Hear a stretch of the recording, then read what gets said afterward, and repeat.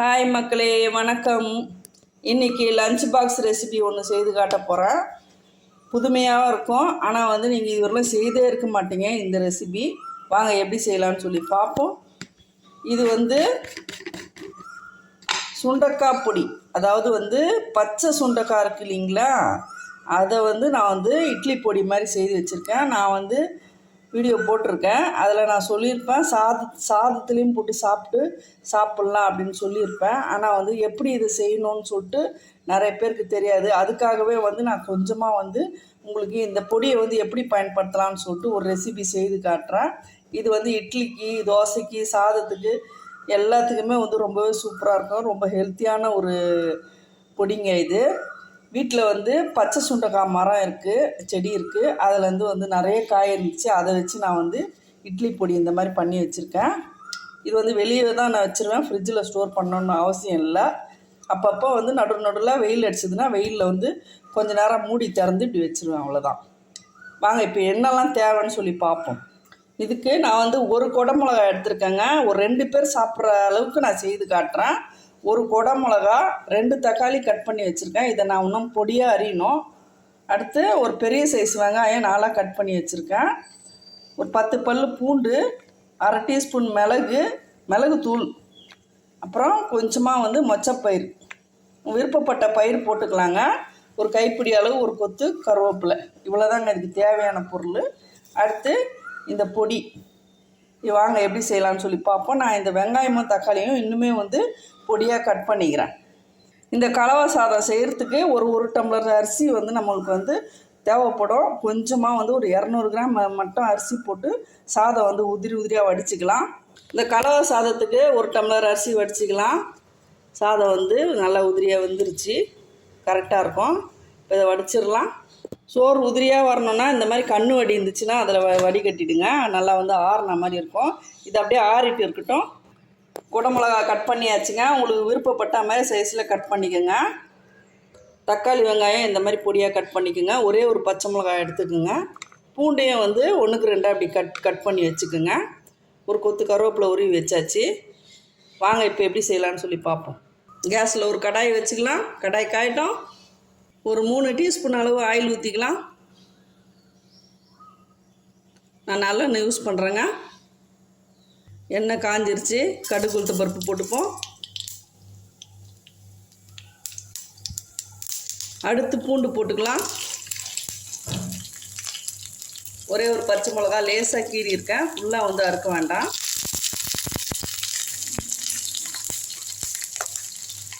வெங்காயம் போட்டுக்கலாம்.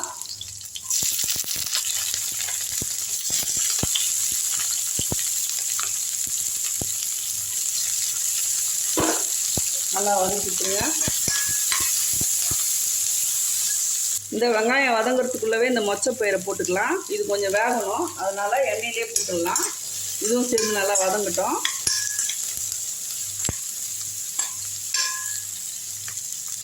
நான் வந்து சுண்டக்காய் பொடி வந்து ஒரு ஆளுக்கு ஒரு கரண்டி, அதாவது இந்த சட்னி கரண்டி சொல்லுவோம் இல்லைங்களா, குட்டி கரண்டி, இதில் வந்து ஒரு கரண்டியில் ஒரு ஆளுக்கு ஒரு கரண்டின்ற அளவில் நான் 2 கரண்டி எடுக்க போகிறேங்க. இந்த மாதிரி 2 கரண்டி எடுத்து வச்சுக்கலாம் ஒரு கிண்ணத்தில். வெங்காயம் லைட்டாக வதங்கிடுச்சு. இப்போ கருவேப்பிலை எடுத்து போட்டுக்கலாம். கருவேப்பிலையை நான் கொஞ்சம் நிறையவே போடுறேன்.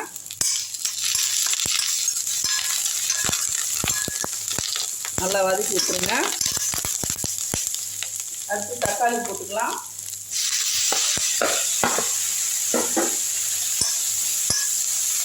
தக்காளி நல்லா வதங்கட்டும்.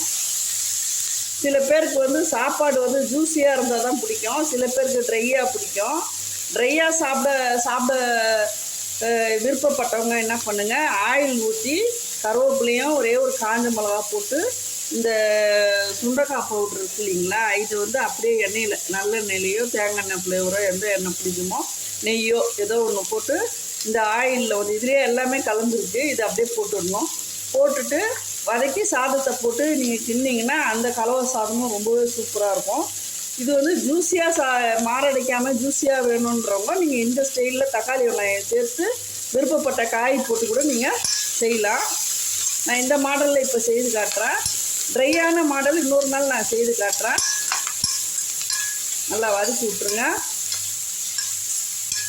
கேரட்டு, குடமிளகாய் எந்த காய் உங்களுக்கு பிடிக்குமோ நீங்கள் அது போட்டு இந்த பொடி போட்டு செய்யலாங்க. ரொம்பவே சூப்பராக இருக்கும். பச்சை சுண்டைக்காய் பிடிக்காதவங்க கூட இந்த மாதிரி செய்து கொடுத்தீங்கன்னா சாப்பிடுவாங்க. இதுக்கு நான் மிளகாத்தூள் யூஸ் பண்ணாமல் பெப்பர் யூஸ் பண்ண போகிறேங்க. நீங்கள் பெப்பர் பிடிக்கலைன்னா மிளகாத்தூள் கூட யூஸ் பண்ணிக்கலாம். தக்காளி நல்லா வதங்கிருச்சுங்க. அடுத்து குடமிளகாய் எடுத்து போட்டுக்கலாம். இதிலே ஒரு உப்பு போட்டுடலாம். இந்த டீஸ்பூனில் 1 டீஸ்பூன் அளவு சால்ட்டு போட்டுக்கலாம். நல்லா வதக்கி விட்ருங்க. தீயை ஃபுல்லாக குறைச்சி வச்சுருங்க. தண்ணி ஊற்ற வேண்டாம், அப்படியே வதக்கிடுங்க. மிளகால தண்ணி விடும் அதுவே. கொஞ்ச நேரம் அப்படியே ஒரு தட்டு போட்டு மூடிடுங்க. ஒரு 2 நிமிஷம் மூடி வச்சிடலாம். 2 நிமிஷம் கழித்து ஓப்பன் பண்ணி பார்ப்போம். 2 நிமிஷம் ஆயிடுச்சு. திறந்து பார்த்துடலாம். அவ்வளோதாங்க, நல்லா வதங்கிடுச்சு. இப்போது பெப்பர் பவுடர் எடுத்து இதில் போட்டுக்கலாம்.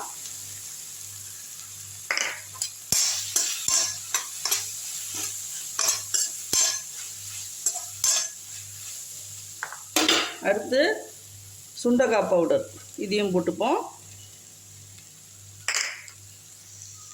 அதுக்கு மேலேயே இந்த சாதத்தை போட்டுடலாம்.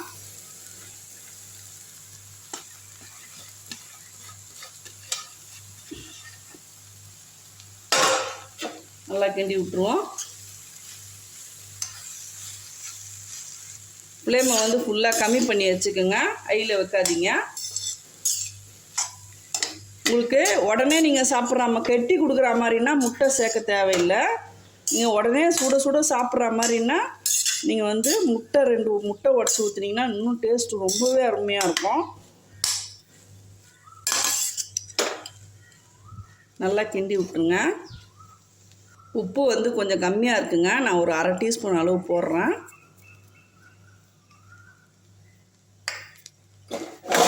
கிண்டி விட்டுடலாம். அவ்வளோதாங்க, நல்லாவே சாப்பாடு ரெடி ஆயிடுச்சு. டேஸ்ட்டு ரொம்பவே அருமையாக இருக்குது. சாப்பிட்டு பார்த்தேன். நீங்கள் மஞ்சள்தூள் மிளகாத்தூள் போடுறதா இருந்தால் மஞ்சள்தூள் யூஸ் பண்ணுங்கள். நான் ஃப்ரைட் ரைஸ் மாதிரி ஸ்டைலில் செய்திருக்கேன். நான் நல்லா கிண்டி விட்டுடலாம். அவ்வளோதான், சாப்பாடு ரெடிங்க. உண்மையாலுமே இந்த டேஸ்ட்டு நீங்கள் இதுவரைலாம் சாப்பிட்டே இருக்க மாட்டீங்க. முற்றிலும் ரொம்ப வித்தியாசமாக இருக்கும். ஆனால் அருமையாக இருக்கும். சாப்பிட்ற அளவுக்கு ரொம்ப நல்லா டேஸ்ட்டு ரொம்பவே அருமையாக இருக்கும். நீங்கள் ஒரு முறை செய்துட்டிங்கன்னா விடவே மாட்டீங்க. அடிக்கடிக்கு செய்வீங்க. இந்த வீடியோ உங்களுக்கு பயனுள்ளதாக இருந்துச்சுன்னா ஒரு லைக் கொடுத்துருங்க. வீடியோ பிடிச்சிருந்தா லைக் பண்ணுங்கள், ஷேர் பண்ணுங்கள், சப்ஸ்கிரைப் பண்ண மறக்காதீங்க. தேங்க்யூ மக்களே.